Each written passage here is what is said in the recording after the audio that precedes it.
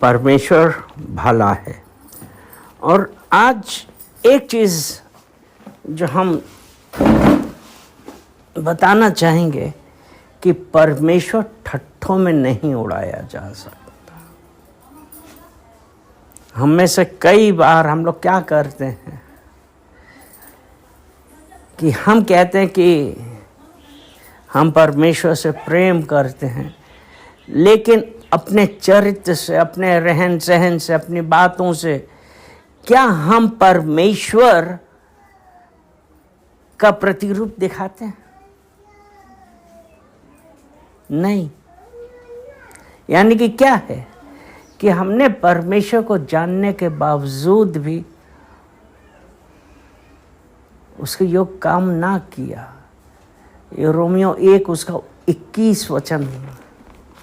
इस कारण की परमेश्वर को जानने पर भी उन्होंने परमेश्वर के योग की बढ़ाई और धन्यवाद ना किया, परंतु व्यर्थ विचार करने लगे, यहाँ तक कि उनका निर्बुद्धि मन अंधेरा हो गया। यानी कि हम क्या कर रहे हैं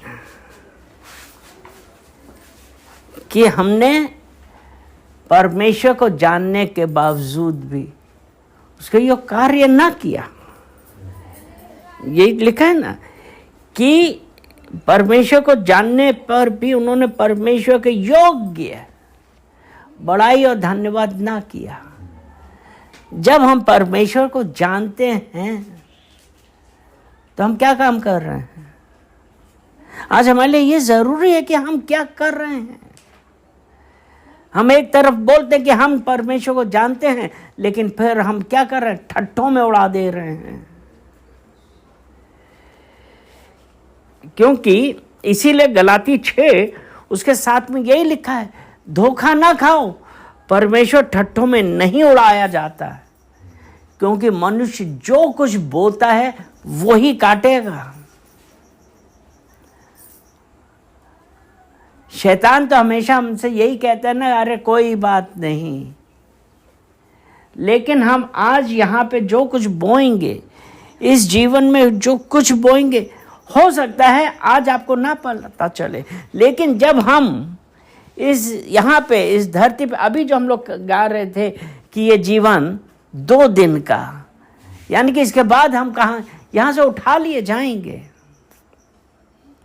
तो यहाँ पे जो हमने जो बोया है वो कहाँ काटेंगे?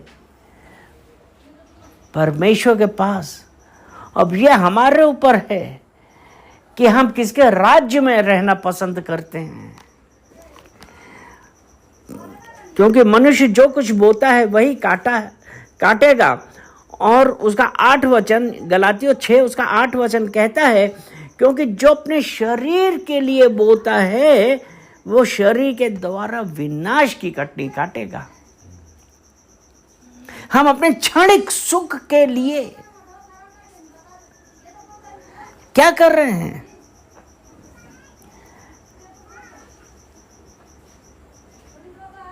विनाश। अर्थात विनाश का क्या है? जो हमारे मुंह से क्या निकल रहा है, क्या हम हमारी हरकतें क्या दिखा रही हैं, क्या हम परमेश्वर की, क्योंकि अभी जो हमने पढ़ा था ना रोमियो 1 के, कि हमने परमेश्वर के योग बड़ाई और धन्यवाद तो किया नहीं, और हमारे मुंह से गाली गलौज ये सब निकल रहा है। इसलिए जो शरीर के लिए बोता है वह शरीर के द्वारा विनाश की कटनी काटेगा। आज हमारे ऊपर, हमको डिसाइड करना है कि हम अपना कैसा जीवन चलाएंगे। परमेश्वर ने हमको हमेशा ये याद रखना चाहिए कि परमेश्वर ने हमसे इतना प्रेम किया कि उसने हमारे और आपके लिए अपना इकलौता पुत्र दिया, कि जो कोई उस पर विश्वास करे वो अनंत जीवन पाए। अर्थात जो है अब की विनाश की कटनी काटेगा। परमेश्वर ये नहीं चाहता है, परमेश्वर ये चाहता है कि हम अनंत जीवन पाएं। हम किसके साथ रह रहे हैं, हमारी बोलचाल क्या है? क्योंकि अगर हम अपने ऊपर कंट्रोल नहीं कर पाते हैं तो क्या हम परमेश्वर के राज्य के अधिकारी होंगे? क्योंकि जो जैसा बोएगा वैसा काटेगा। आप ये नहीं है कि आज आप बबूल बोए और बोले कि हमको तो आम मिलेंगे, नहीं मिलेगा। और परमेश्वर का राज्य, अगर आज हम ये सोचते हैं कि परमेश्वर का राज्य आराम का है, नहीं, परमेश्वर का राज्य के लिए कहा है ना, सकरा है मार्ग। तो हमारे पास बाधाएं बहुत आती हैं। बाधाएं इसलिए आती हैं क्योंकि शैतान हर वक्त पीछे है, क्योंकि वो नहीं चाहता है कि हम अनंत जीवन को प्राप्त करें। इसीलिए अगर हम मत्ती 4 और उसका 8 वचन, इसमें ऐसा लिखा है, फिर इब्लिस उसे एक बहुत ऊंचे पहाड़ पर ले गया। इब्लिस किसे ले गया? यीशु मसीह को स्वयं। यहां पे अगर हम इसे 3 अध्याय में पढ़ते हैं, जब वो बपतिस्मा लेके निकले थे, तब परमेश्वर ने क्या कहा था? 3:17 में, और देखो ये आकाशवाणी हुई, यह मेरा प्रिय पुत्र है, इससे मैं अत्यंत प्रसन्न हूं। और इब्लिस को, शैतान को पता है कि यीशु मसीह परमेश्वर का पुत्र है, इसीलिए ये मत्ती 4:4 में उसने यही कहा ना, 3 में, कि यदि तू परमेश्वर का पुत्र है तो कह दे पत्थर रोटियां बन जाएं। उस प्रकार आज शैतान आपके और हमारे बीच में ये एक भ्रम डालता है, और उस भ्रम में हम पड़ जाते हैं। क्योंकि 8 वचन में क्या किया था, और यीशु को क्या हुआ था? जब यीशु 40 दिन 40 रात का उपवास करके आए तो उसे भूख लगी थी। तब शैतान यही कहता है, यदि तू परमेश्वर का पुत्र है तो पत्थर को कह दे तो रोटियां बन जाए। तो यीशु मसीह ने क्या कहा? उत्तर दिया, लिखा है, मनुष्य केवल रोटी ही से नहीं परंतु हर एक वचन से जो परमेश्वर के मुख से निकलता है जीवित रहेगा। यानी कि वो हमको परमेश्वर के वचन अगर नहीं पता है तो हम कौन सा जीवन जी रहे हैं? जो शरीर के लिए बोता है विनाश की कटनी काटेगा। यहां पे यही है कि शैतान हमारे ऊपर हावी होता है, और हमको कैसे विनाश की कटनी काट रहे हैं। जो मत्ती 4 उसके 8 में क्या था? फिर इब्लिस उसे एक बहुत ऊंचे पहाड़ पे ले गया। यानी कि इब्लिस जानता था कि यह परमेश्वर का पुत्र है, लेकिन वो ऊंचे पहाड़ पर ले गया और सारे जगत के राज्य और उसका वैभव दिखाकर, यानी कि उसको बड़ी बड़ी ऐसी चीजें दिखाई जो हमारी समझ से परे हैं, उसने दिखाई। और 9 वचन में उसने कहा कि यदि तू गिर कर मुझे प्रणाम करे तो मैं ये सब कुछ तुझे दे दूंगा। आज हम मसीही जीवन व्यतीत अगर करते हैं तो हमारे पास ऐसे ऐसे प्रलोभन आएंगे, इस प्रकार का लालच आएगा कि हमको बड़ी अच्छी हरी हरी चीजें दिख रही हैं, बहुत बड़ी बड़ी चीजें दिख रही हैं, और शैतान कहेगा यदि तू मेरे पैरों पर गिर कर मुझे प्रणाम कर रहे। तो आज हम अपने आप को जांचें और ये देखें कि हम किसके पास हैं। क्या हम परमेश्वर के पास हैं या हम शैतान के पास हैं? क्योंकि शरीर के अनुसार और हमारी क्या इच्छा होती है, हम तो यही देखते हैं ना कि हमारे पास बहुत सारी पैसा आ जाए, हमारे पास बहुत सारी आराम की चीज़ें आ जाएं, हम उस वक्त परमेश्वर को पीछे का स्थान दे देते हैं, क्योंकि हमने परमेश्वर को देखा नहीं है। हमारी आंखें क्या कर रही हैं? उन चीज़ों के प्रति आकर्षित हुई, तो हमको परमेश्वर से दूर ले जाती हैं। इसीलिए याकूब 4 उसका 1 में ये कहता है, तुम ये लड़ाइयाँ और झगड़े कहाँ से आए? याकूब 4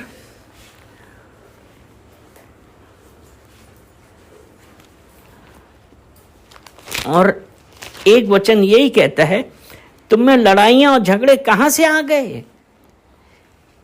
क्या उन सुख विलासों से नहीं जो तुम्हारे अंगों में लड़ते फिरते हैं। यानी कि हमारे अंदर क्या हुआ? अब हम दुविधा में, हमारे अंदर युद्ध हो रहा है कि हम परमेश्वर की तरफ जाएं या हम आराम की वस्तुएं, हमारे घर में सोफा भी आ जाए, अच्छी गाड़ी आ जाए, पैसा आ जाए, हम आराम की जिंदगी जिएंगे। तो तुम्हें लड़ाइयाँ झगड़े कहाँ से आ गए? क्या उन सुख विलासों से नहीं जो तुम्हारे अंगों में लड़ते भिड़ते हैं? सुख विलास, सुख सबको पसंद है, लेकिन आज उस सुख को पाने के लिए अगर हम कॉम्प्रोमाइज करते हैं तो हम आज जो हमने कॉम्प्रोमाइज किया है, तो आज जो हमने बोया है ना, वही हम काटेंगे। ये ध्यान रखने वाली बात है। हम समझते नहीं हैं, हम तो ये सोचते हैं कि लोग दुनिया जलती है, हमारे पास अच्छा घर आ गया, हमारे पास अच्छा सामान आ गया, दुनिया जल रही है। उनको ये नहीं पता कि हमने किस प्रकार हासिल किया है। अगर हम ये सोच रहे हैं कि हम परमेश्वर को जानने के बावजूद भी हम क्या कर रहे हैं? एज़ेकिएल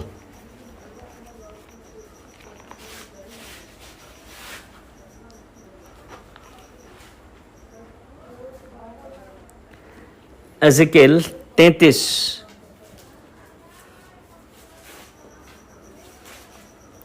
उसका फर्स्ट पार्ट पढ़ेंगे। हे मनुष्य के संतान, अपने लोगों से यह कहे, जब धर्मी जन अपराध करे तब उसका धर्म उसे बचा ना सकेगा। यानी कि हमने यीशु मसीह को जानने के बावजूद भी हमने क्या कर रहे हैं कि हमारे अंगों में लड़ाई झगड़े आ रहे हैं उन सुख विलासों से, हम उसकी वजह से। तो जब धर्मी जन अपराध करे तो उसका धर्म भी उससे बचा ना सकेगा।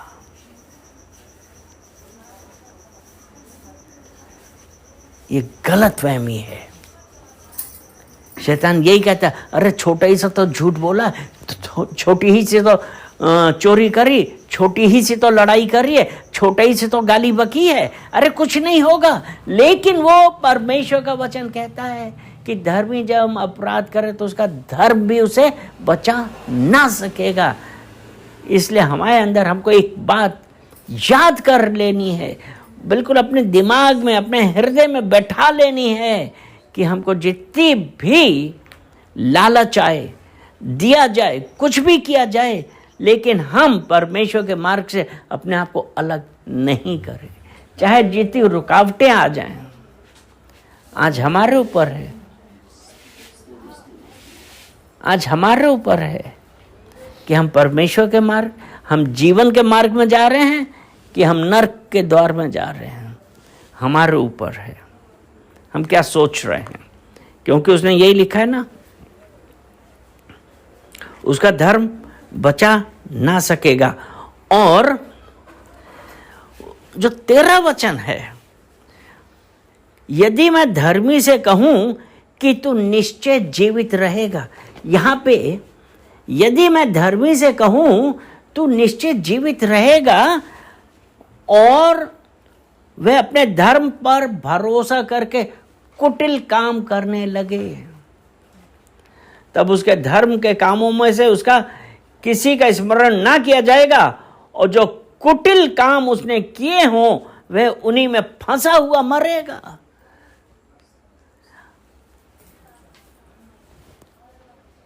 सर्प ने हव्वा से क्या कहा था? तू अवश्य ना मरेगी, खा लो फल। आज हम लोग वही कर रहे हैं। पैसे के लिए, अपनी सुख सुविधा के लिए हम क्या कर रहे हैं? हम खा लेते हैं हम। तो ये है, तू निश्चय जीवित रहेगा और अपने धर्म पर भरोसा करके कुटिल काम करने लगे। अरे हम तो स्वर्ग जाएंगे, हम तो स्वर्ग जाएंगे, हमने यीशु मसीह को स्वीकार किया है। लेकिन अगर हमने यीशु मसीह को स्वीकार करने के बाद लड़ाई झगड़ा गाली गलौज ये सब करेंगे, हमने अपने आप को नहीं संभाला है, हम क्या स्वर्ग जाएंगे? यह हमारे लिए आज सोचने का विषय है कि हम कहाँ जा रहे हैं। क्योंकि चुनाव करने का अधिकार परमेश्वर ने हमको दिया है कि हम किस चीज का चुनाव कर रहे हैं।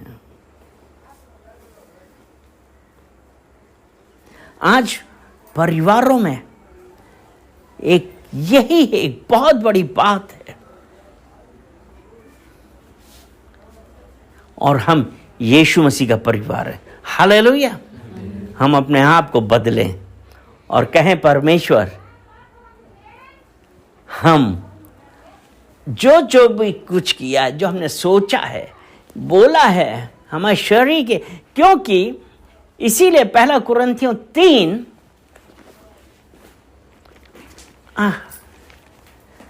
उसका 17 वचन, 1 कुरिन्थियों 3 उसका 17 वचन, यदि कोई परमेश्वर के मंदिर को नष्ट करे, यदि कोई परमेश्वर के मंदिर को नष्ट करे तो परमेश्वर उसे नष्ट करेगा। यानी कि परमेश्वर के मंदिर को कोई नष्ट करे कौन? क्योंकि उस 16 में यही कहा है कि वो परमेश्वर का मंदिर तुम हो। और हम कैसे नष्ट कर रहे हैं? हम झूठ बोल रहे हैं, हम अपनी हरकतों से इस मंदिर में जो परमेश्वर हमारे अंदर है, हम क्या कर रहे हैं? हमको दंड मिलेगा। अपने आप को संभालें, चुनाव करें कि आज हमको किस मार्ग पे चलना है। अपने मंदिर को पवित्र बना के रखना है, क्योंकि शायद 1 पीटर में ही है ना कि वो तुम हो, परमेश्वर पवित्र है, तुम भी पवित्र बनो। पतरस में है ना, उसने पतरस 1 में 1 का 15 कहता है ना कि पर जैसा तुम्हारा बुलाने वाला पवित्र है, वैसे ही तुम भी अपने सारे चाल चलन में पवित्र बनो, क्योंकि लिखा है पवित्र बनो क्योंकि मैं पवित्र हूं।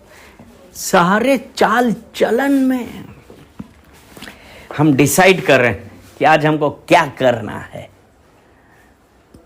चुनाव करना है। परमेश्वर फोर्स नहीं करता है, ये चुनाव करें कि हम पवित्र बने कि हम सांसारिक बने। परमेश्वर से पश्चाताप करें, जो कुछ भी है। परमेश्वर अपना क्रोध सदैव